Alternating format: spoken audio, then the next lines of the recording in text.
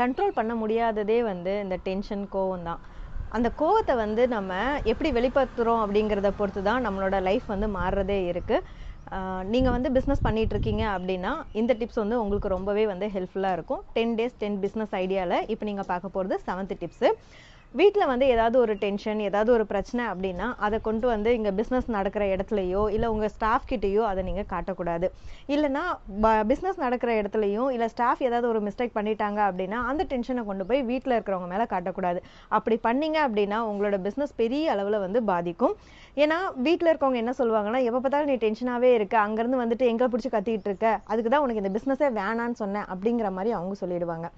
இங்கே நம்மளோட ஸ்டாஃப் பார்த்தீங்கன்னா அவங்கள கூலாக வச்சுக்கிட்டு அவங்களுக்கு கூடவே நீங்கள் கோஆப்ரேட் பண்ணீங்க அப்படின்னா தான் அவங்களும் வந்து கூலாக வந்து ஒர்க்கை நல்லா செய்வாங்க.